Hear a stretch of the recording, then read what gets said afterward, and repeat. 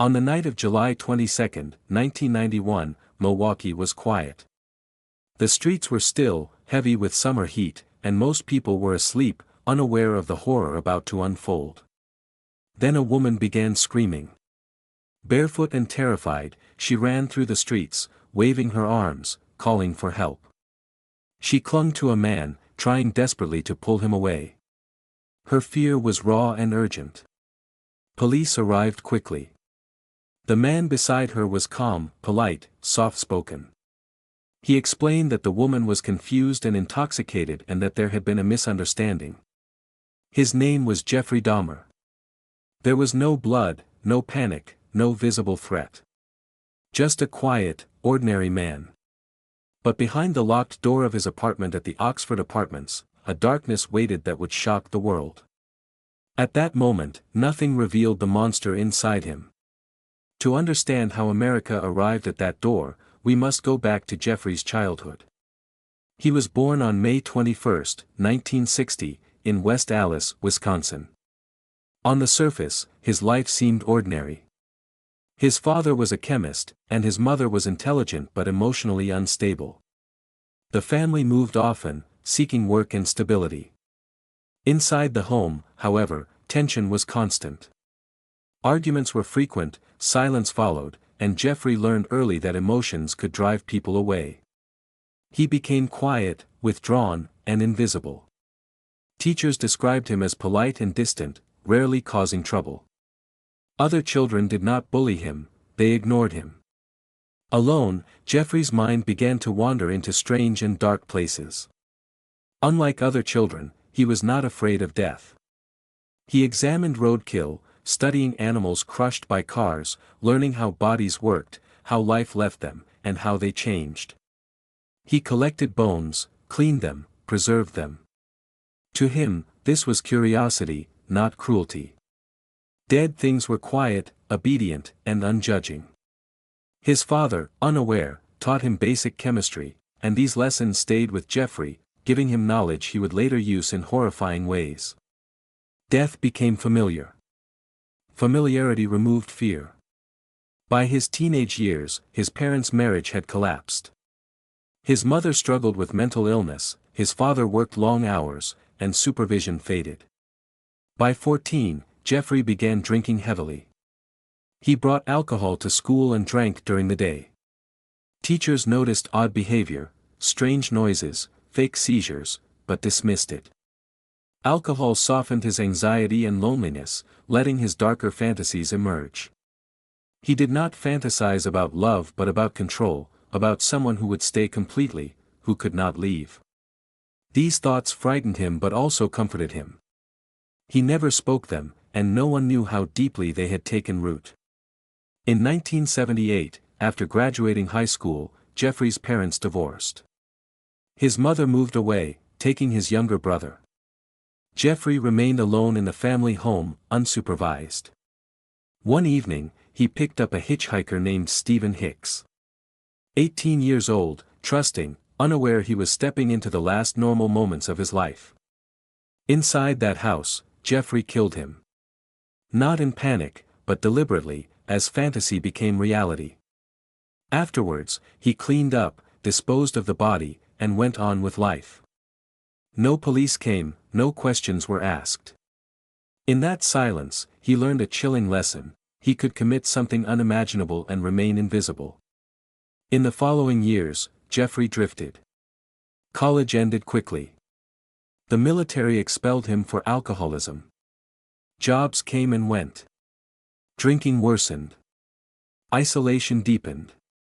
By the late 1980s, he returned to Milwaukee, carrying years of addiction, repression, and unrelenting fantasies.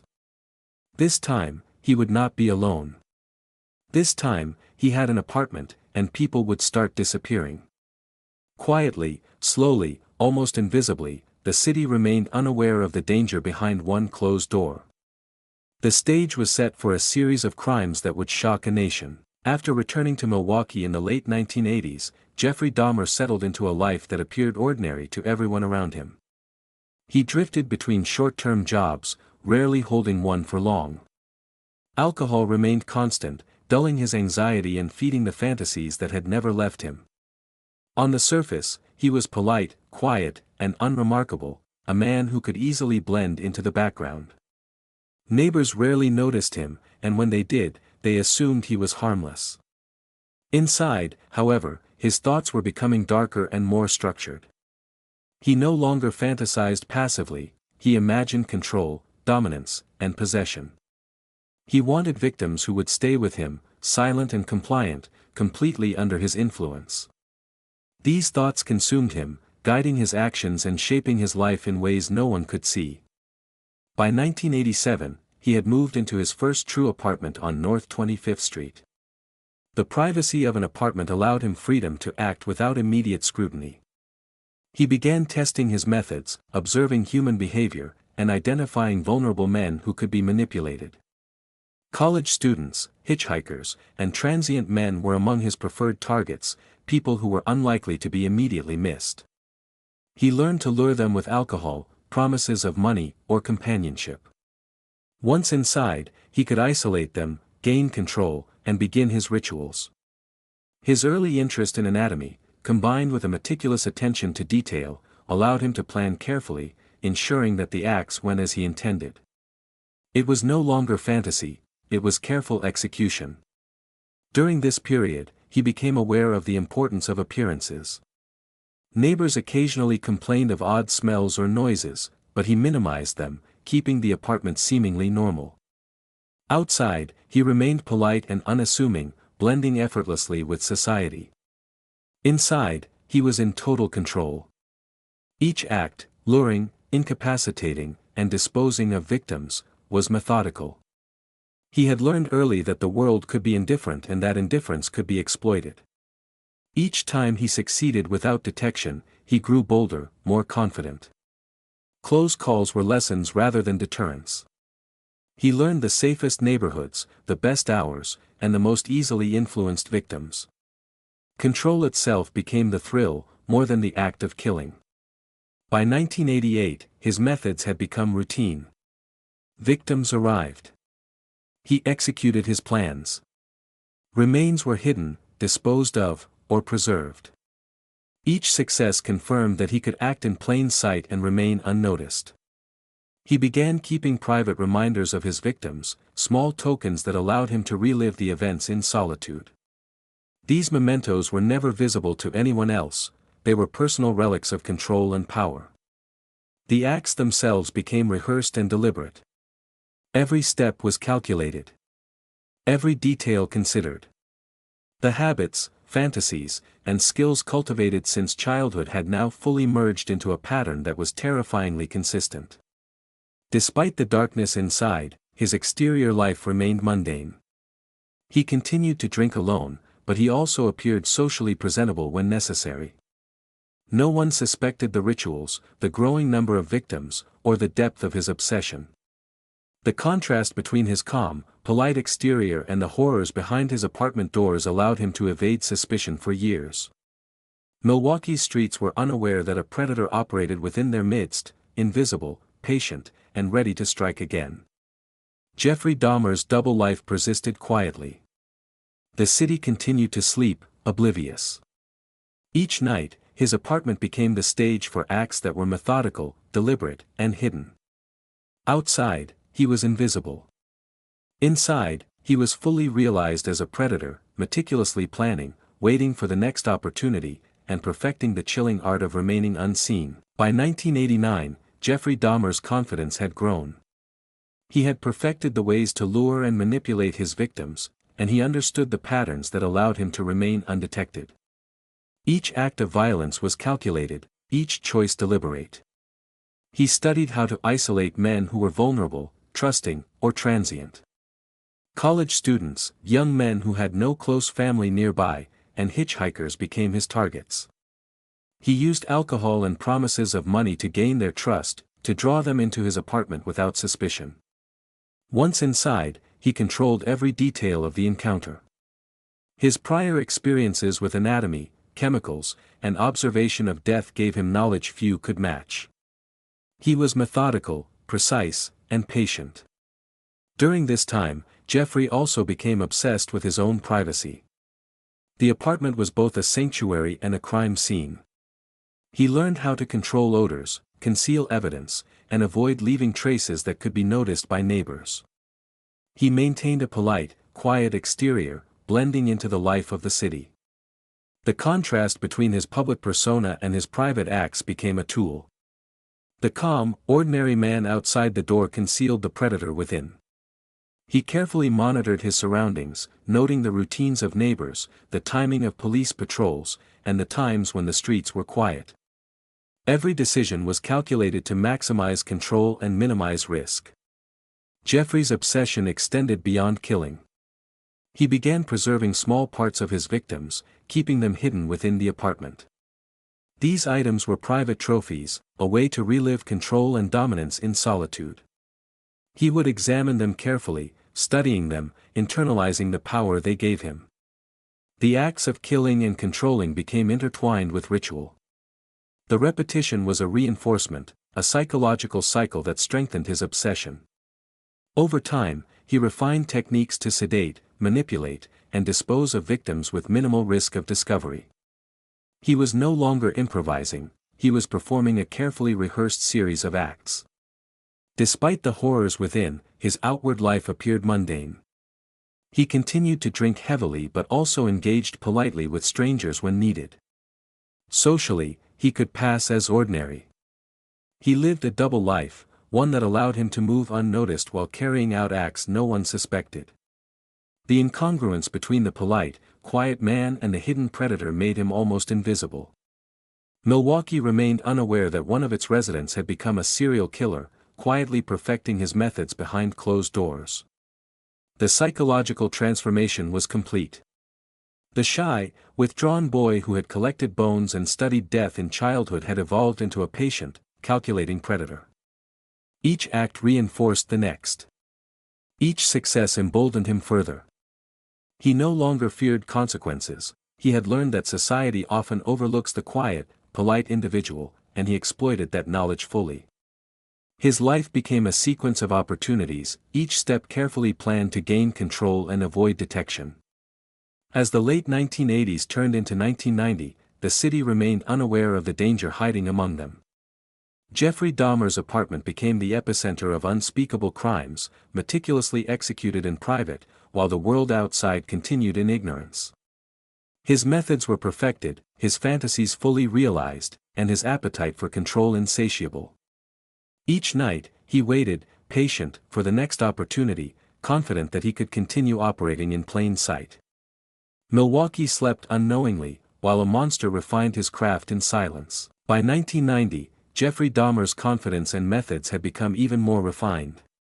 His apartment on North 25th Street was no longer just a home, it was a carefully controlled environment, designed to allow him complete dominance over his victims while leaving no trace behind. He had learned from each prior encounter, adjusting his approach to ensure that his crimes went undetected. He carefully studied human behavior, identifying those who were lonely, trusting, or transient, knowing they were less likely to be missed immediately. College students, young men new to the city, and hitchhikers became the primary focus of his predation. He used alcohol and promises of money to entice them, always remaining calm, polite, and approachable. Once inside, he exercised control over every aspect of the encounter. He had perfected methods to incapacitate his victims quickly and quietly, often using drugs or alcohol. His knowledge of anatomy, chemistry, and human behavior allowed him to execute these acts with precision. The process had become a ritual, a pattern that he repeated over and over, each time more confident and deliberate. Jeffrey's obsession with secrecy intensified. He learned how to manage odors, dispose of remains discreetly, and avoid leaving physical evidence that could be detected by neighbors or authorities. To anyone observing from the outside, he remained an ordinary, polite man, quiet, unassuming, invisible. Yet behind the locked doors of his apartment, he was a predator fully realized, enacting fantasies that had begun in childhood and grown over decades. The contrast between his calm exterior and the horrors within made him almost impossible to suspect. As the year progressed, he became more systematic. He began keeping small mementos of his victims, private tokens that allowed him to relive control and dominance in solitude. These were never meant to be seen by anyone else, they were personal trophies, reinforcing the psychological power he held over those he had killed.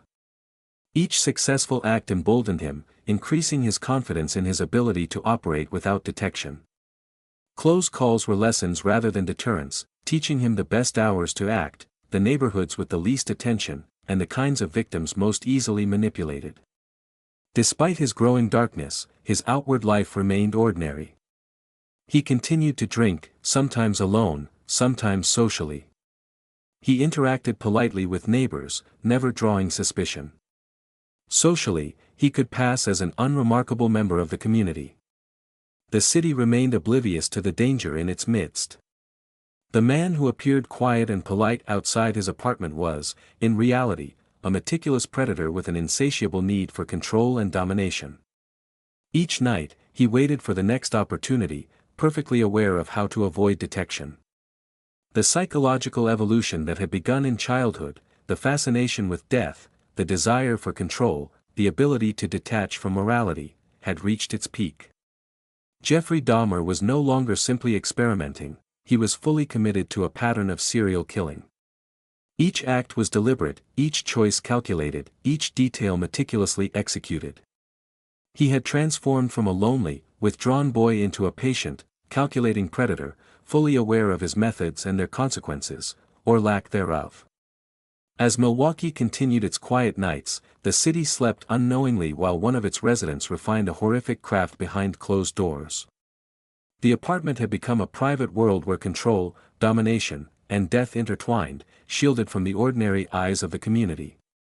Each day brought new opportunities, and Jeffrey waited patiently, confident that he could continue his crimes, unseen and undisturbed, while society remained oblivious to the darkness operating in their midst. By early 1991, Jeffrey Dahmer's pattern of behavior had become deeply entrenched.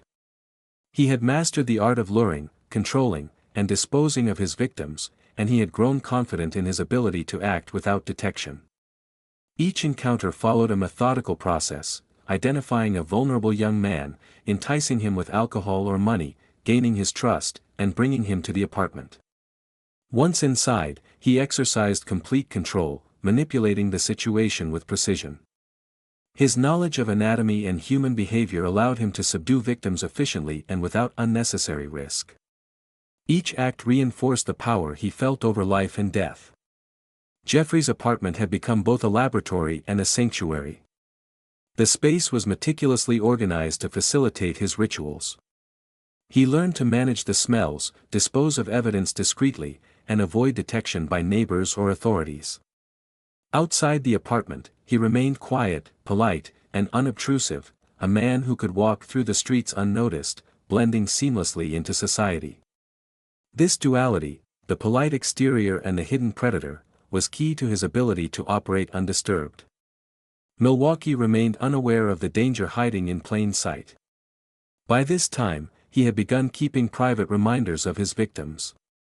Small items preserved in secret served as trophies, allowing him to relive the control he exerted over them. These personal relics were a psychological reinforcement of his dominance and became integral to his routine. The acts of killing and preserving were not impulsive, they were deliberate, planned, and repeated with increasing precision. Each success emboldened him further, increasing his confidence that he could continue indefinitely without consequences. Despite the darkness inside, Jeffrey maintained the appearance of normalcy. He continued drinking, sometimes socially, but more often alone. He interacted politely with strangers, never drawing suspicion. His life on the surface seemed ordinary, allowing him to move through Milwaukee unnoticed. The predator inside him operated in silence, hidden behind a facade of civility. Neighbors saw a quiet, polite man, the world saw no signs of the horrors unfolding behind closed doors. As 1991 progressed, his methods became even more systematic. He carefully monitored his surroundings, noting the routines of neighbors and authorities, learning which times and places offered the least risk. His focus was not only on controlling his victims but on controlling the environment around him. Each detail of his actions was planned with meticulous care, minimizing the chance of detection. The rituals he followed were precise and deliberate, and each success reinforced his belief that he could act with impunity. Psychologically, Jeffrey had transformed completely. The shy, withdrawn boy fascinated with death had become a calculating predator, fully aware of his actions and their effects. His obsession with control, dominance, and possession drove every choice. Each encounter followed a pattern of preparation, execution, and concealment. He understood the power of remaining unseen, the safety that came from blending into society while carrying out unspeakable acts. The city remained oblivious. Milwaukee's quiet streets hid a growing pattern of violence within a small apartment. Each night, Jeffrey waited patiently for the next opportunity, perfecting his craft and exercising total control over life and death. The combination of his outward normalcy and inner darkness allowed him to continue unabated. The stage was set for the events that would eventually expose the terrifying extent of his crimes, shocking a nation and revealing the disturbing reality of a man who had learned to hide in plain sight while committing horrors no one imagined possible. By mid-1991, Jeffrey Dahmer's confidence and methods had reached a dangerous peak. Each act of violence had become more controlled, deliberate, and ritualized. He had refined the process of luring, sedating, and subduing victims, carefully selecting those least likely to be missed. Young men, transient or isolated, became the focus of his predation.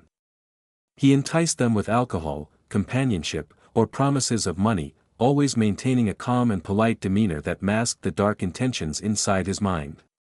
Once inside his apartment, he exercised absolute control, manipulating every aspect of the encounter with precision. The thrill for Jeffrey was not only in the act itself but in the mastery of his control and the complete concealment of his crimes.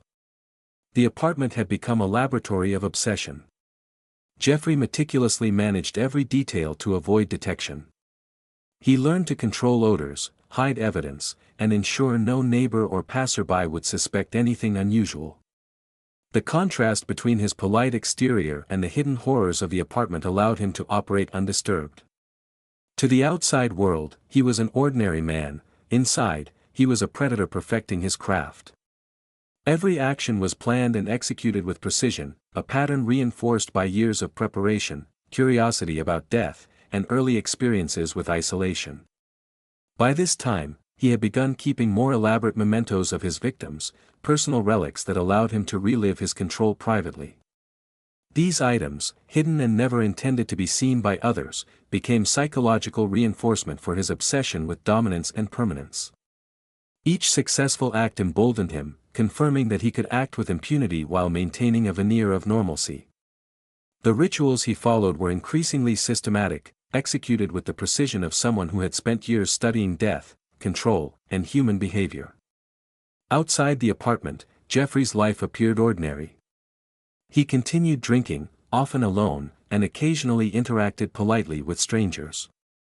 No one suspected the horrors that lay behind the closed doors.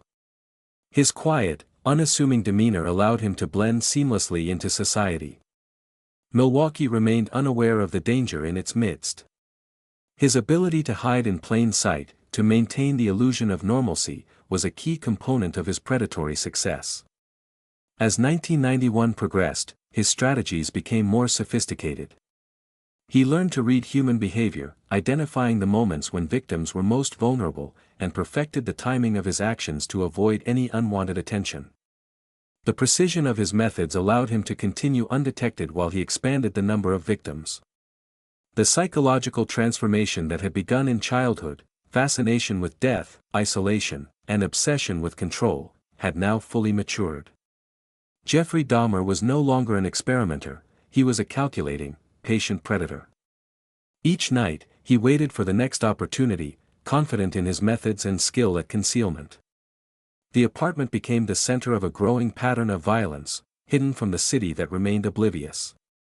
Every successful act reinforced his belief that he could continue indefinitely.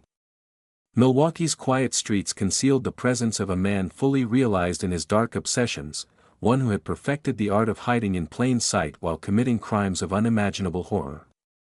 The combination of outward normalcy and inner darkness created a chilling reality. Jeffrey Dahmer had become a master of manipulation, control, and concealment. Each encounter followed a ritualized sequence, each victim carefully chosen, each act executed with precision. The city slept unknowingly, while behind one locked door, a predator refined the techniques that would eventually shock the nation and expose a terrifying truth about the depths of human darkness. By late 1991, Jeffrey Dahmer's behavior had become fully ritualized. Each act of violence followed a pattern perfected over years of planning, experimentation, and obsession. He carefully selected victims who were vulnerable, transient, or isolated, often young men who would not be immediately missed. Using alcohol, companionship, or promises of money, he lured them into his apartment with ease. Once inside, he maintained complete control over every aspect of the encounter, exercising dominance and ensuring compliance. Each step was calculated, precise, and deliberate, reflecting a mind obsessed with power, possession, and concealment. The apartment had become a meticulously organized environment designed to facilitate his control. He managed odors, concealed evidence, and maintained a facade of normalcy outside his doors. Neighbors continued to see him as polite and quiet, unaware that horrific acts were unfolding within. The duality of his existence, polite exterior, predatory interior, allowed him to operate undisturbed. Each act reinforced his sense of mastery and emboldened him further. He was patient, methodical, and highly aware of how to avoid detection. By this point, Dahmer had also developed a habit of keeping personal mementos of his victims. These tokens were private relics, hidden from view, allowing him to relive the acts of control in solitude. The ritual of collecting and preserving items strengthened his psychological attachment to his victims and reinforced his obsession with permanence. The process was methodical, luring, subduing, controlling, preserving, and concealing. Each act was a repetition that solidified his mastery over life and death, while simultaneously feeding his compulsions. Outside the apartment, Dahmer maintained a deceptive normalcy. He drank, sometimes alone, sometimes socially, interacted politely with strangers, and blended seamlessly into the community. There were no outward signs of his crimes. Milwaukee remained oblivious to the danger lurking in plain sight. His ability to appear ordinary while committing acts of unimaginable horror allowed him to continue with near impunity. The combination of external civility and internal darkness created a chilling camouflage. As he continued, Dahmer became increasingly strategic. He studied human behavior, learned the most vulnerable times to approach potential victims, and adjusted his tactics to reduce risk. Each incident provided a lesson in efficiency, control, and concealment. He was no longer experimenting, he was executing a rehearsed plan with terrifying precision. The psychological development that began in childhood, the fascination with death, the compulsion for control, and the capacity for isolation, had fully matured. Jeffrey Dahmer had become a predator with calculated intent and patience. By the end of 1991, the pattern was established.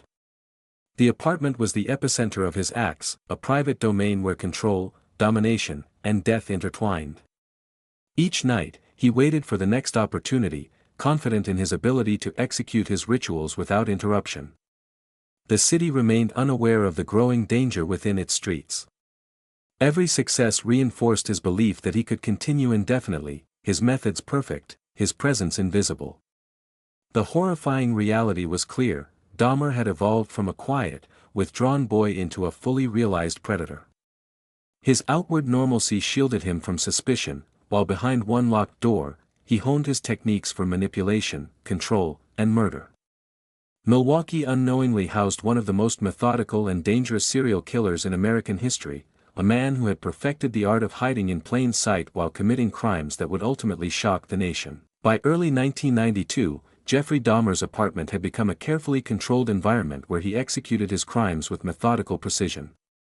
Each victim was chosen deliberately, often a young man who was isolated, transient, or vulnerable. He lured them with promises of money, alcohol, or companionship, maintaining an exterior of politeness and calm that concealed his true intentions. Once inside, he exercised total control, manipulating every aspect of the encounter. His knowledge of anatomy and human behavior allowed him to incapacitate victims efficiently, ensuring compliance and minimizing risk. Over time, his methods became ritualized, repeated with chilling consistency, and increasingly refined with each success. Dahmer's obsession with concealment and control grew. The apartment was meticulously organized to facilitate his actions and prevent detection. He learned to manage odors, hide evidence, and maintain an appearance of normalcy outside his doors. Neighbors saw only a quiet, polite man, entirely unaware of the horrors occurring behind the locked apartment door. This duality, polite exterior and predatory interior, enabled him to operate undisturbed. Each act reinforced his sense of mastery and emboldened him to continue, convinced of his ability to evade suspicion indefinitely. By this stage, he had begun keeping more elaborate personal mementos from his victims, small items that allowed him to relive the control and dominance he exerted over them. These relics were private, never meant to be seen by anyone else, and served as psychological reinforcement of his obsession with permanence and mastery. The process, luring, subduing, controlling, preserving, and concealing, had become a structured ritual, repeated with increasing precision. Every successful act reinforced his belief in his ability to act without consequence, deepening his detachment from morality and society. Despite the darkness inside, Dahmer maintained a facade of normalcy. He drank, sometimes socially, sometimes alone, and interacted politely with strangers and neighbors. Milwaukee remained oblivious to the danger residing within its streets. His calm exterior allowed him to blend seamlessly into the community while carrying out acts of unimaginable horror behind closed doors. This contrast between outward civility and inner darkness became his most effective camouflage. As 1992 progressed, Dahmer's strategies became even more sophisticated.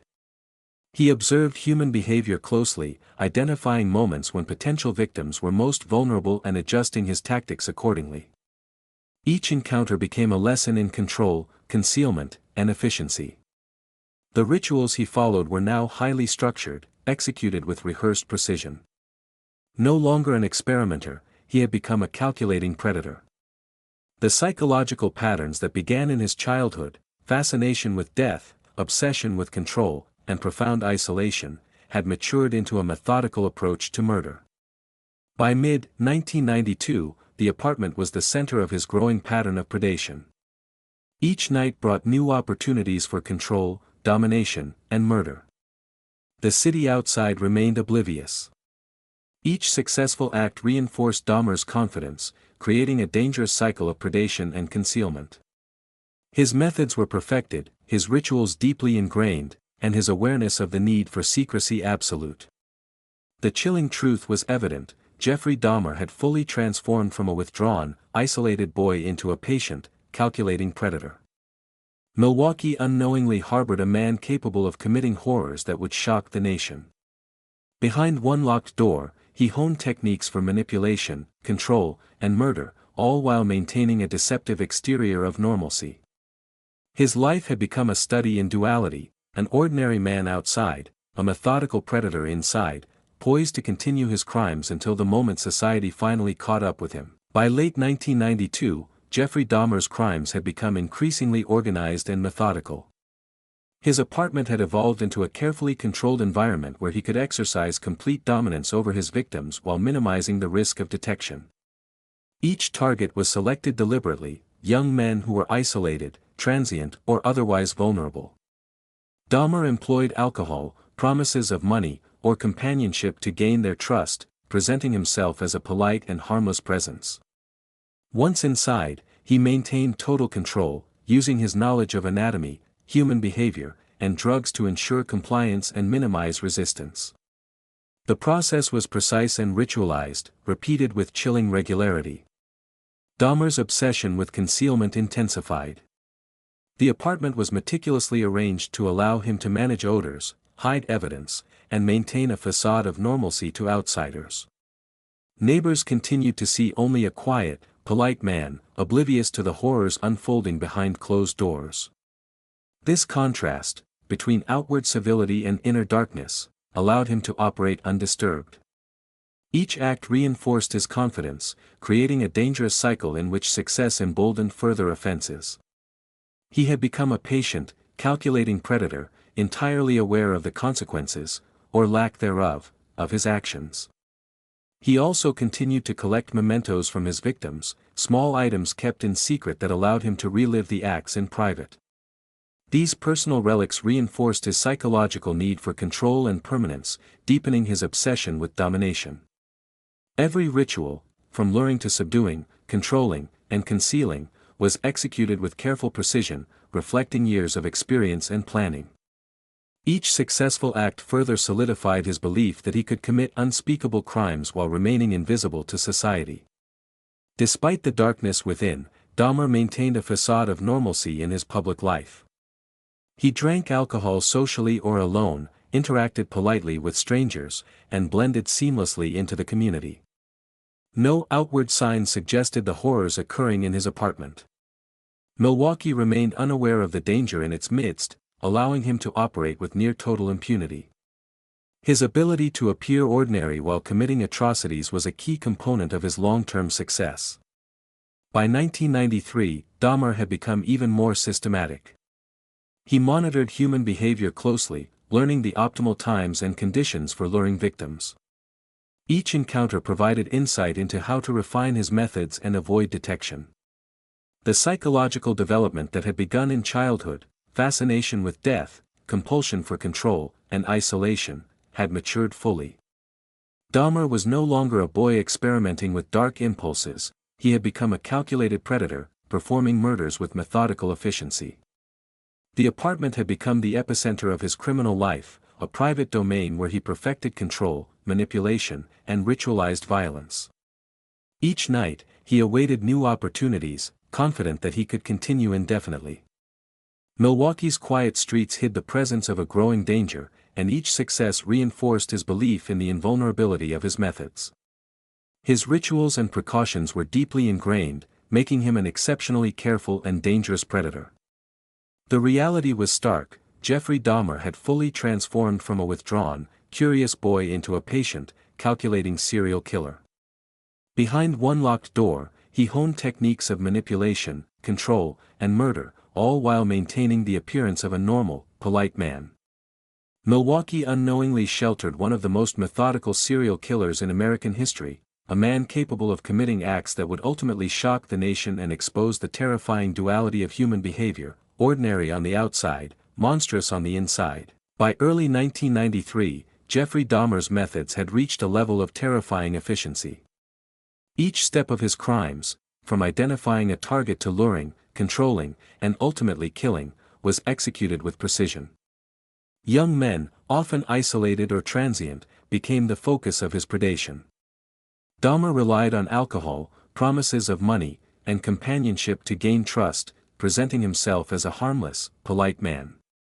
Once inside his apartment, he maintained complete control, using both psychological manipulation and physical methods to ensure compliance.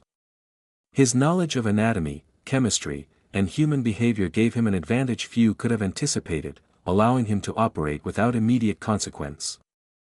The apartment had become more than a home, it was a carefully controlled environment where Dahmer could pursue his obsessions undisturbed.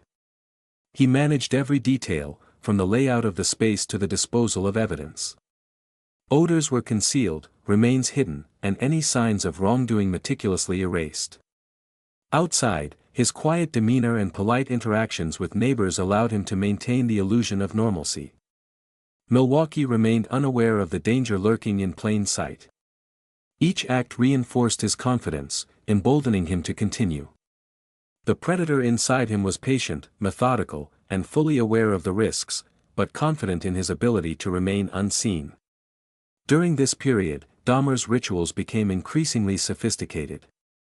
He collected mementos from victims, small items that allowed him to relive the acts of control in private. These tokens, hidden from view, reinforced his obsession with domination and permanence.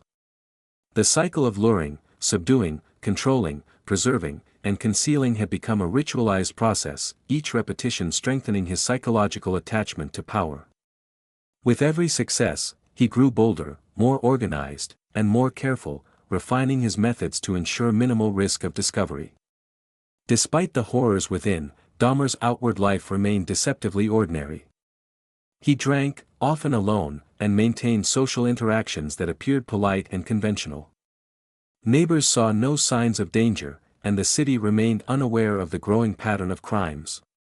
This duality, ordinary on the outside, monstrous on the inside, allowed him to function undetected, exploiting society's tendency to overlook quiet, polite individuals. His ability to blend in while committing unspeakable acts made him exceptionally dangerous. By mid-1993, Dahmer's psychological evolution was complete. The boy who had been withdrawn, curious about death, and fascinated by control had become a fully realized predator. He no longer acted impulsively, every encounter followed a rehearsed plan. He studied human behavior to find the most vulnerable victims, perfected the timing of his actions, and refined the methods that had allowed him to evade capture for years. The apartment was the center of a private world where domination and death were intertwined, executed with meticulous care. Milwaukee remained oblivious to the threat. Each successful act reinforced Dahmer's belief that he could continue indefinitely. The rituals, precautions, and strategies he had developed made him one of the most methodical and dangerous serial killers in American history. Behind one locked door, he honed the art of control, manipulation, and murder, maintaining a facade of normalcy that shielded him from suspicion. The chilling reality was clear: Jeffrey Dahmer had mastered the balance between outward civility and inner monstrosity, creating a predator almost impossible to detect until the moment the truth finally emerged. By late 1993, Jeffrey Dahmer's crimes had become increasingly audacious. Each step, from selecting a victim to luring, controlling, and ultimately killing, was executed with near-perfect precision. Young men who were isolated, transient, or unfamiliar with Milwaukee were his primary targets. He used alcohol, promises of money, and companionship to gain trust, always presenting himself as harmless and polite. Once inside his apartment, Dahmer exercised complete control, combining psychological manipulation with physical restraint. His knowledge of anatomy, chemistry, and human behavior made his methods efficient, allowing him to operate without leaving immediate evidence of wrongdoing. The apartment had evolved into a meticulously organized environment, allowing Dahmer to maintain control over every aspect of his crimes. He concealed odors, hid remains, and minimized the risk of detection. Outside, his quiet, polite demeanor allowed him to blend seamlessly into the community. Milwaukee remained oblivious to the predator in their midst. Each successful act reinforced his confidence, making him increasingly bold. Close calls did not deter him, they became lessons, teaching him how to refine his strategies and avoid detection while continuing his horrifying routine. By this stage, Dahmer's rituals had become deeply ingrained. He preserved small mementos from victims, private items that allowed him to relive the control and dominance he had exercised. These relics reinforced his obsession with permanence and mastery over life and death. The cycle of luring, subduing, controlling, preserving, and concealing had become almost ceremonial. Each repetition strengthened the psychological attachment to his actions, while each success reinforced his sense of invulnerability. Despite the darkness inside, Dahmer maintained a facade of normalcy. He drank, sometimes socially, sometimes alone, and interacted politely with neighbors and strangers. Milwaukee remained unaware of the growing pattern of crimes occurring behind the closed doors of a seemingly ordinary apartment. His ability to maintain the appearance of civility while committing atrocities made him exceptionally dangerous, allowing him to evade suspicion for years. By 1994, Dahmer had refined his strategies further. He closely observed human behavior to identify the most vulnerable moments to approach potential victims. Each encounter became a study in control, efficiency, and concealment. He was no longer experimenting, he was executing a premeditated plan with chilling precision. The fascination with death and obsession with domination that had begun in childhood had fully matured. Jeffrey Dahmer had transformed into a patient, calculating predator, performing murders with methodical expertise. The apartment was the center of his growing criminal world, a private domain where domination and violence were ritualized. Each night, Dahmer waited for the next opportunity, confident in his ability to act without detection. Milwaukee remained unaware of the danger hidden among its streets. Each successful act reinforced his belief in his methods and in his capacity to continue indefinitely. The horrifying truth was undeniable: Jeffrey Dahmer had fully evolved from a withdrawn, curious boy into a skilled, calculating serial killer. Behind one locked door, he perfected techniques of manipulation, control, and murder, all while maintaining an ordinary exterior. The city unknowingly sheltered one of the most methodical and dangerous predators in American history, a man whose ability to hide in plain sight would ultimately make the revelation of his crimes even more shocking. By early 1994, Jeffrey Dahmer's methods had become terrifyingly refined. Each stage of his crimes, from identifying a target to luring, controlling, and ultimately killing, was executed with meticulous precision. He selected young men who were isolated, transient, or otherwise vulnerable, knowing they were unlikely to be immediately missed. Using alcohol, promises of money, or companionship, he gained their trust, presenting himself as polite, harmless, and approachable. Once inside his apartment, he maintained total control, combining psychological manipulation with physical dominance. His knowledge of anatomy, chemistry, and human behavior allowed him to act efficiently, leaving few immediate traces of his crimes. The apartment itself had become a carefully organized environment where Dahmer could exercise absolute control. Odors were managed, evidence concealed, and each step of his ritual designed to avoid detection. To outsiders, he remained the quiet, polite man who blended seamlessly into the community. Milwaukee was unaware that a predator operated among them, fully realized and increasingly confident.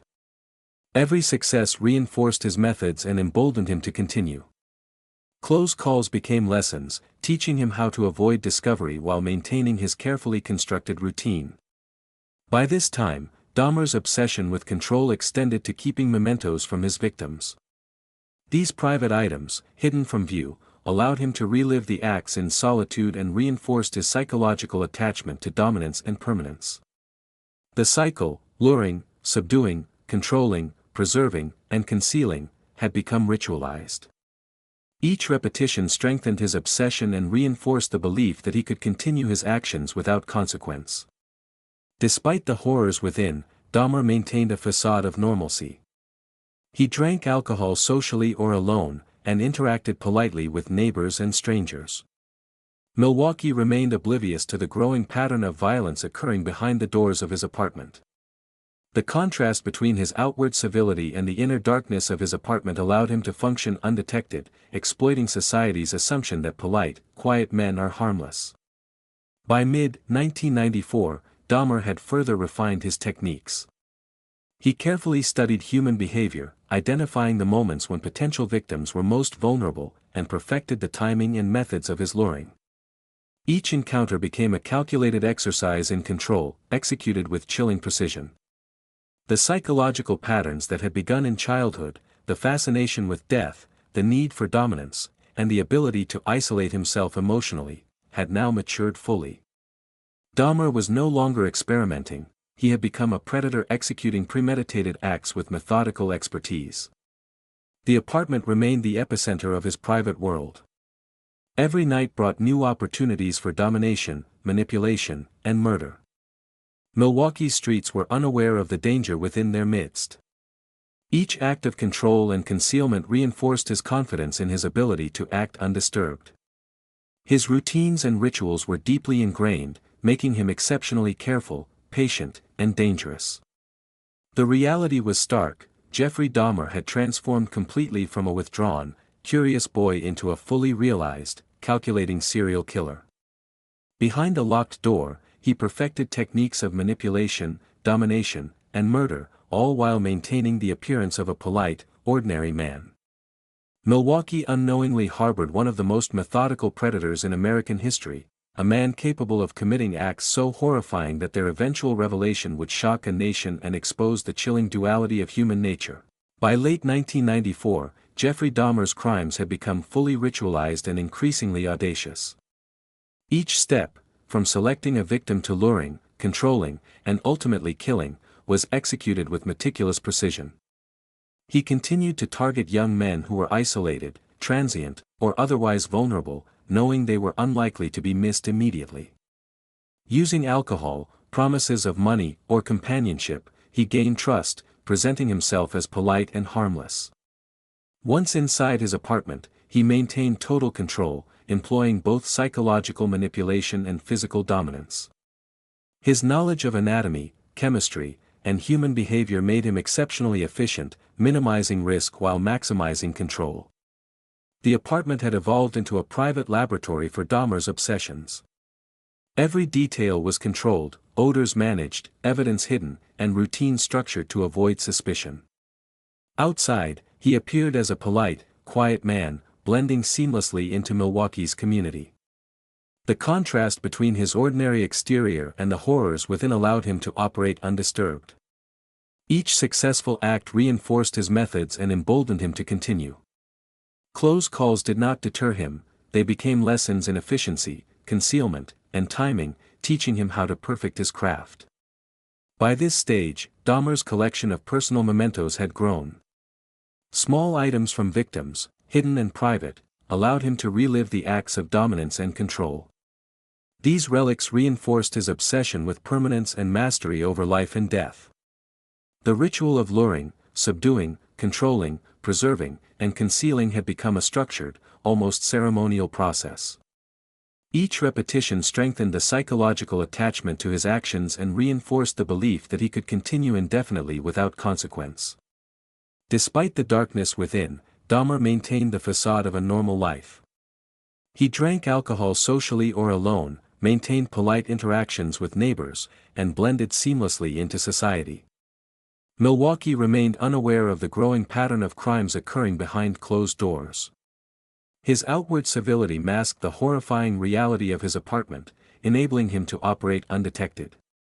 By early 1995, Dahmer had refined his strategies even further. He observed human behavior closely, identifying the moments when potential victims were most vulnerable. Each encounter became a calculated exercise in control and concealment, executed with chilling precision.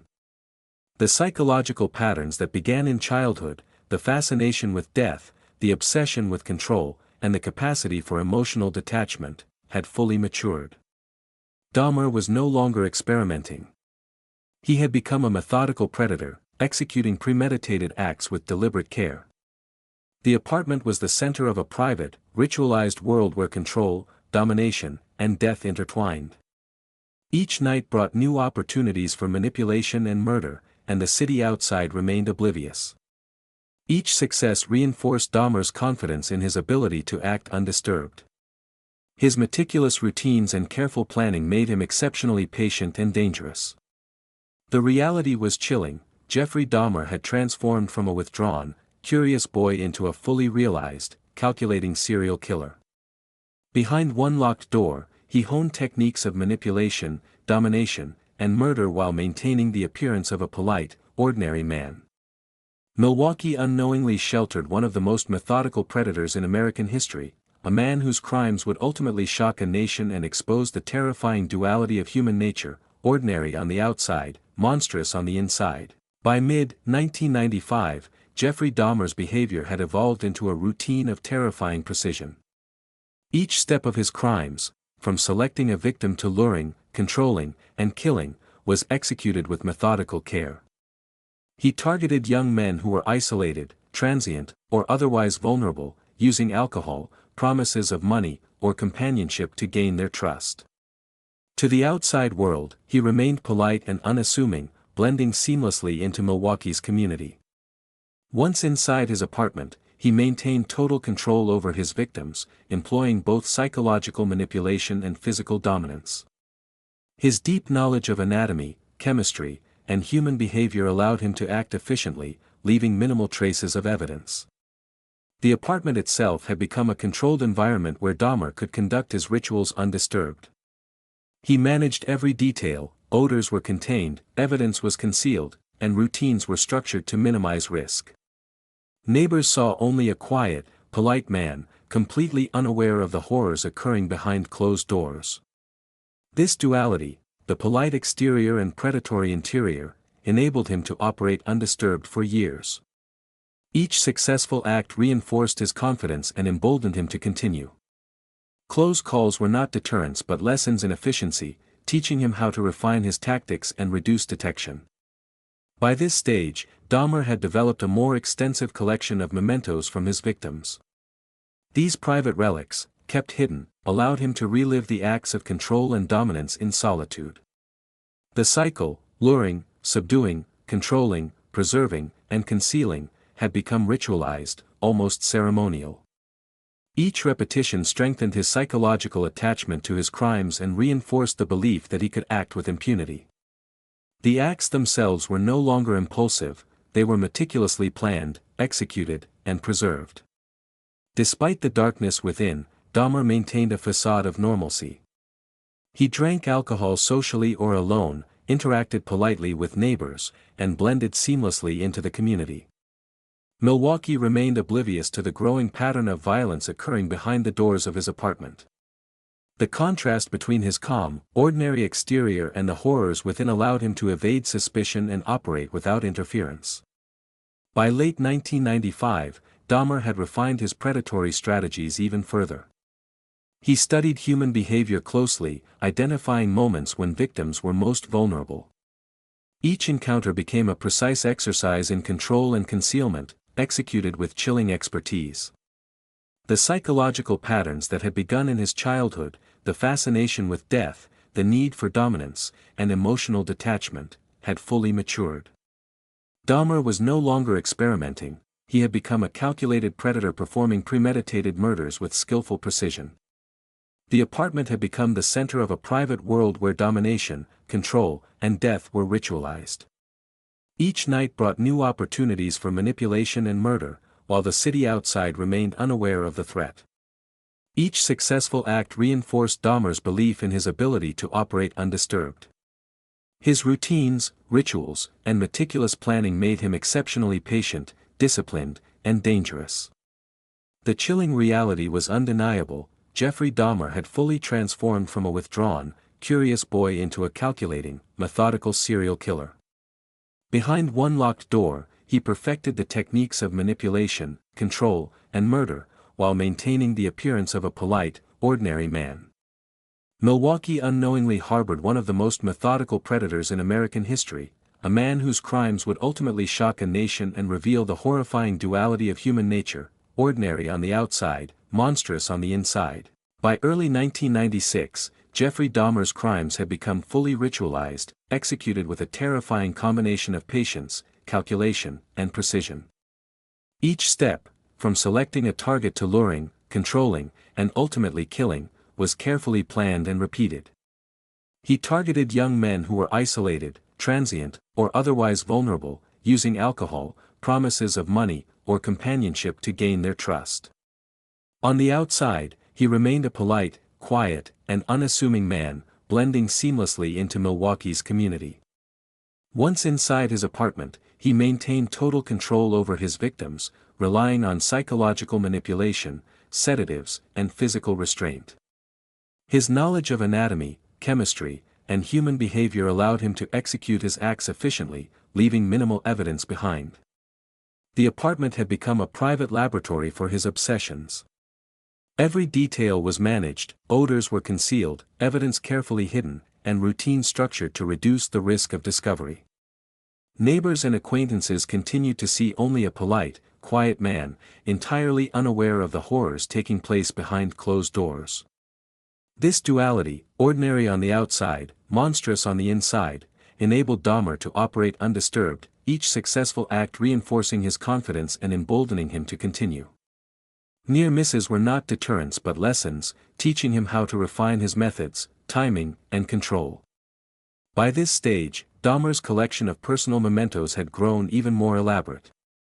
Small items from victims, kept hidden in his apartment, allowed him to relive the acts of control and dominance privately. These relics strengthened his psychological attachment to his crimes and reinforced his obsession with permanence and mastery over life and death. The ritualized cycle of luring, subduing, controlling, preserving, and concealing had become highly structured, almost ceremonial. Each repetition deepened his sense of power and invulnerability. Despite the darkness within, Dahmer maintained a facade of normalcy. He drank socially or alone, interacted politely with neighbors, and continued to present himself as an ordinary man. Milwaukee remained unaware of the growing pattern of violence occurring behind the doors of his apartment. His ability to appear harmless while committing atrocities made him exceptionally dangerous. The contrast between his polite exterior and the horrors within allowed him to evade suspicion for years. By mid-1996, Dahmer had refined his predatory strategies further. He carefully observed human behavior, identifying vulnerable moments and refining the timing of his luring tactics. Each encounter was a calculated exercise in control and concealment, executed with chilling precision. The psychological patterns that began in his childhood, fascination with death, obsession with dominance, and capacity for emotional detachment, had fully matured. Dahmer was no longer experimenting, he had become a fully realized predator, performing premeditated acts of murder with meticulous care. The apartment had become the center of his criminal universe, a private world where control, domination, and death were ritualized.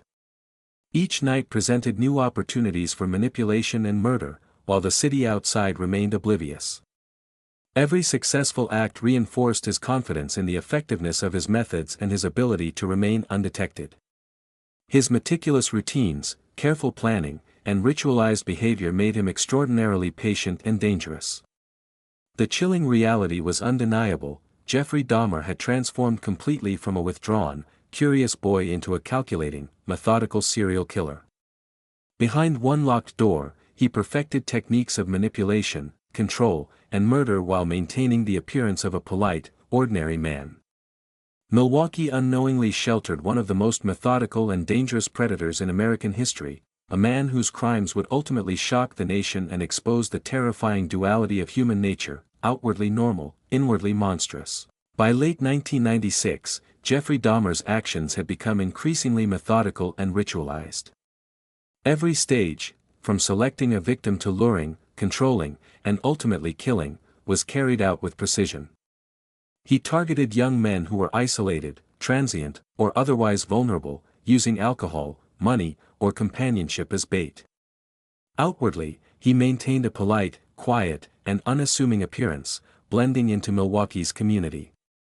Once inside his apartment, he exercised complete control over his victims, combining psychological manipulation with physical restraint. His understanding of human anatomy, chemistry, and behavior allowed him to execute his crimes efficiently, leaving minimal traces of evidence behind. The apartment had evolved into a meticulously organized environment, designed for complete control and concealment. Odors were managed, evidence hidden, and routine structured to reduce the risk of discovery. Neighbors and acquaintances continued to see only a polite, ordinary man, entirely unaware of the horrors taking place behind the locked doors. This duality, the outward civility and hidden monstrosity, enabled Dahmer to continue his crimes undisturbed. Each successful act reinforced his confidence, emboldening him to proceed with even greater precision. Near misses were treated as lessons, allowing him to refine timing, methods, and concealment techniques. Dahmer's collection of personal mementos had grown more elaborate. Items from victims, kept hidden, allowed him to relive the acts of control and dominance privately. These relics reinforced his obsession with permanence and mastery over life and death. The ritualized cycle, luring, subduing, controlling, preserving, and concealing, had become deeply ingrained. Each repetition strengthened his psychological attachment to the acts and his belief in his ability to act without consequence. Despite the darkness within, Dahmer maintained a facade of normalcy. He drank socially or alone, interacted politely with neighbors and strangers, and continued to appear harmless. Milwaukee remained unaware of the escalating pattern of violence behind his apartment doors. His outward civility masked the horrifying reality within, making him exceptionally dangerous. The contrast between his ordinary exterior and the horrors of his apartment allowed him to evade suspicion for years, reinforcing the chilling effectiveness of his dual existence. By early 1997, Dahmer had refined his predatory strategies further. He observed human behavior closely, identifying moments of vulnerability, and perfected the timing and execution of his luring tactics. Each encounter became a carefully calculated exercise in control, executed with chilling precision. The psychological patterns that began in childhood, the fascination with death, obsession with control, and emotional detachment, had reached their full maturity. Dahmer was no longer experimenting, he had become a methodical predator, executing premeditated murders with skill and efficiency. The apartment had become the epicenter of his criminal life, a private world where domination, control, and death were ritualized. Each night brought new opportunities for manipulation and murder, while the city outside remained oblivious. Each successful act reinforced his belief in the effectiveness of his methods and his ability to remain undetected. His meticulous routines and rituals made him extraordinarily patient, calculating, and dangerous. The reality was stark. Jeffrey Dahmer had transformed from a withdrawn, curious boy into a fully realized, calculating serial killer.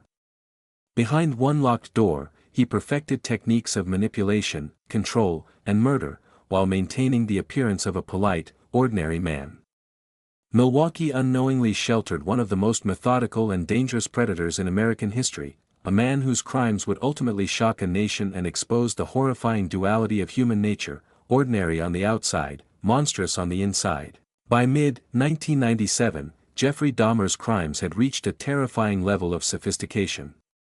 Each stage, from selecting a target to luring, controlling, and ultimately killing, was executed with precision and methodical planning. He continued to target young men who were isolated, transient, or otherwise vulnerable, using alcohol, promises of money, or companionship to gain trust. Outwardly, he remained a polite, quiet, and unassuming man, blending seamlessly into Milwaukee's streets. Inside his apartment, he exercised complete control, employing psychological manipulation, sedatives, and physical restraint.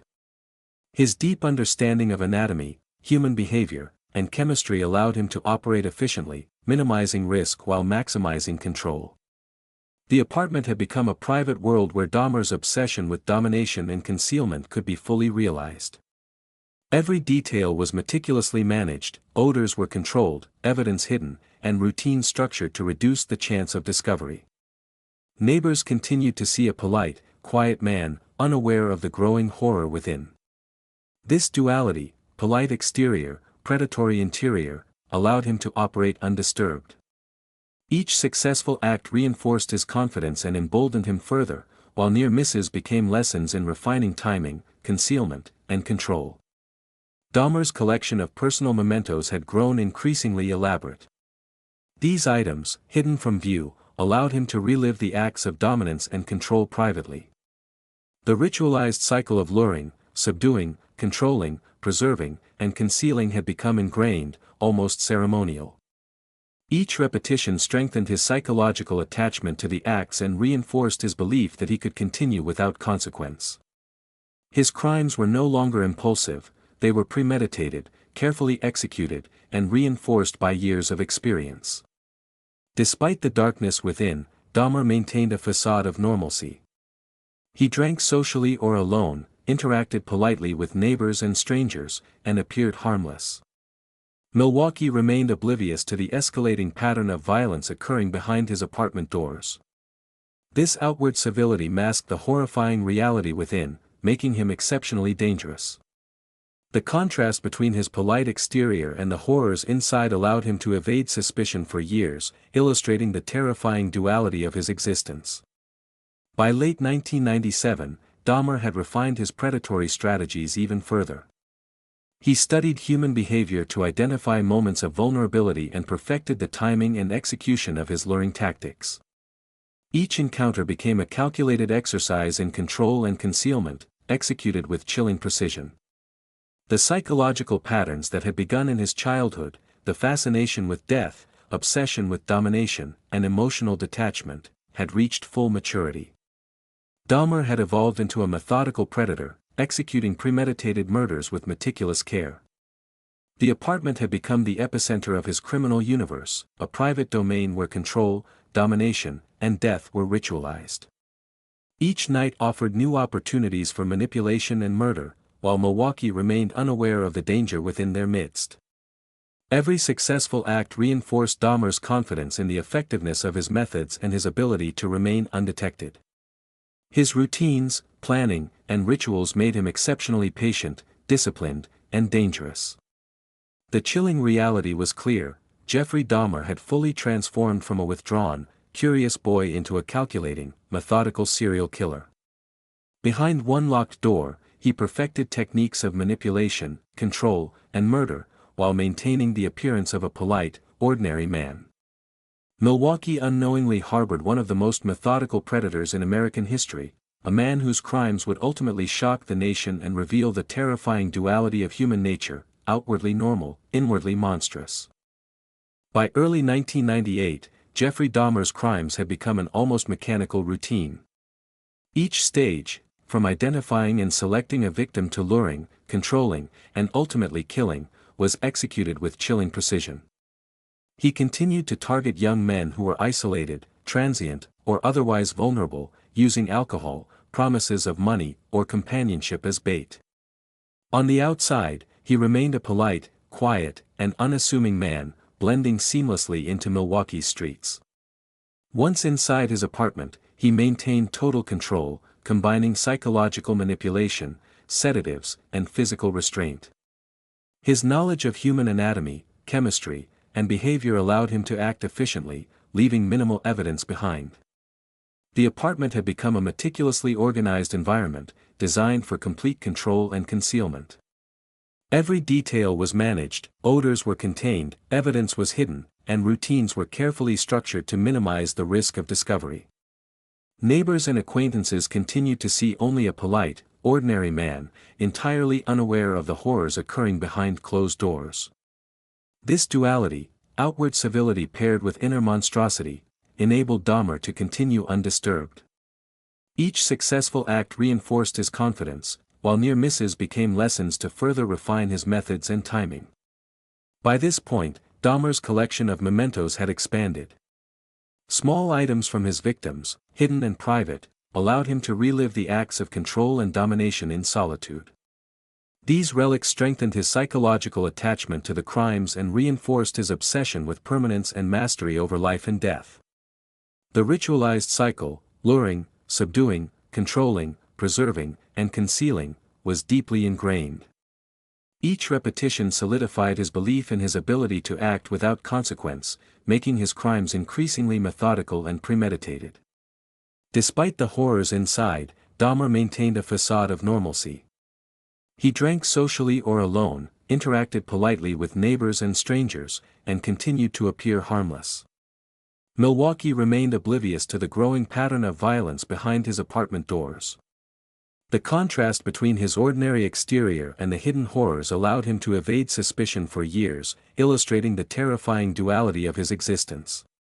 By mid-1998, Dahmer had refined his predatory strategies further. He closely studied human behavior to identify the moments when potential victims were most vulnerable. Each encounter became a precise exercise in control and concealment, executed with chilling expertise. The psychological patterns that began in his childhood, the fascination with death, obsession with domination, and emotional detachment, had reached full maturity. Dahmer had become a fully realized predator, executing premeditated murders with meticulous care.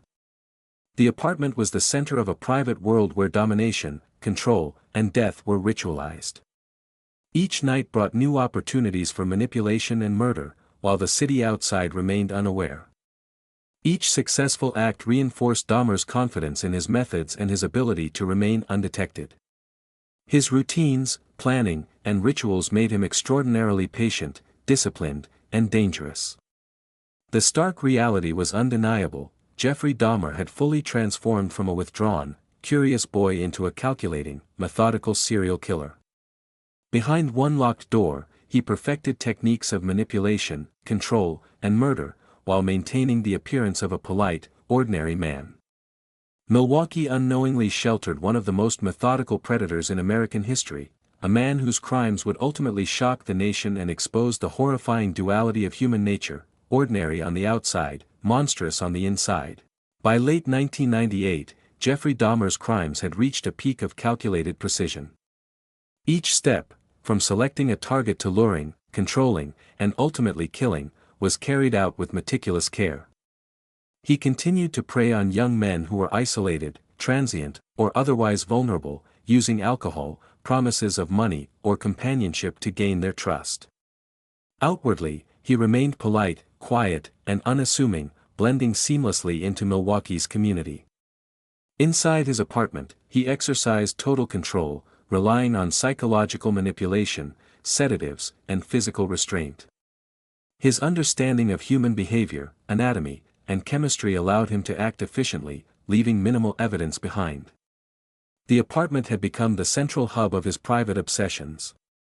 Every detail was controlled, odors managed, evidence hidden, and routines carefully structured to avoid detection. Neighbors continued to see only a quiet, polite man, unaware of the growing horrors within. This duality, polite exterior, monstrous interior, allowed Dahmer to operate undisturbed. Each successful act reinforced his confidence, and near misses were treated as lessons, teaching him how to refine timing, concealment, and control. By this point, Dahmer's collection of mementos had become more elaborate. Small items from victims, carefully hidden, allowed him to relive the acts of dominance and control in private. These relics strengthened his psychological attachment to the crimes and reinforced his obsession with permanence and mastery over life and death. The ritualized cycle, luring, subduing, controlling, preserving, and concealing, was fully ingrained. Each repetition solidified his belief in his ability to act without consequence, making his actions increasingly methodical and premeditated. Despite the darkness within, Dahmer maintained a facade of normalcy. He drank socially or alone, interacted politely with neighbors, and appeared harmless. Milwaukee remained oblivious to the escalating pattern of violence behind the doors of his apartment. His outward civility masked the horrifying reality within, allowing him to evade suspicion for years. The contrast between his ordinary exterior and hidden monstrosity exemplified the terrifying duality of his existence. By early 1999, Dahmer's predatory strategies had become almost mechanical. He closely observed human behavior to identify moments of vulnerability, refining the timing and execution of his luring techniques. Each encounter became a precise exercise in control, executed with chilling expertise. The psychological patterns from his childhood, fascination with death, obsession with domination, and emotional detachment, had matured completely. Dahmer had evolved into a fully realized predator, performing premeditated murders with meticulous care. The apartment was the epicenter of his criminal life, a private world where domination, control, and death were ritualized. Each night brought new opportunities for manipulation and murder, while the city outside remained unaware. Each success reinforced Dahmer's confidence in his methods and his ability to remain undetected. His meticulous routines and ritualized behavior made him exceptionally patient, calculating, and dangerous. The chilling reality was clear: Jeffrey Dahmer had transformed from a withdrawn, curious boy into a calculating, methodical serial killer. Behind one locked door, he perfected techniques of manipulation, control, and murder, while maintaining the appearance of a polite, ordinary man. Milwaukee unknowingly sheltered one of the most methodical predators in American history, a man whose crimes would ultimately shock the nation and reveal the horrifying duality of human nature, ordinary on the outside, monstrous on the inside. By mid-1999, the reign of terror that Jeffrey Dahmer had carried out for over a decade was finally approaching its end. His apartment, the private epicenter of his obsessions, had become the stage for countless acts of manipulation, control, and murder. Over the years, he had refined his methods to a terrifying precision, targeting young men who were isolated, transient, or vulnerable. Each step, from luring to subduing, controlling, and ultimately killing, was executed with meticulous care. On the outside, he remained the quiet, polite, unassuming neighbor, blending seamlessly into Milwaukee's streets. Behind closed doors, he had perfected a private world of death, domination, and ritualized violence. By this time, Dahmer's obsession with control and permanence had grown more pronounced than ever. He preserved small mementos from his victims, relics that allowed him to relive the acts privately and reinforce his sense of mastery. The apartment was organized to facilitate every aspect of his crimes: odors managed, evidence hidden, and routine structured to avoid discovery. The duality of his existence, ordinary on the outside, monstrous on the inside, enabled him to operate undisturbed for years. Every act reinforced his confidence and emboldened him to continue. Near misses were treated as lessons, teaching him how to refine his timing, concealment, and control. Despite the horror of his actions, Dahmer maintained the appearance of normalcy.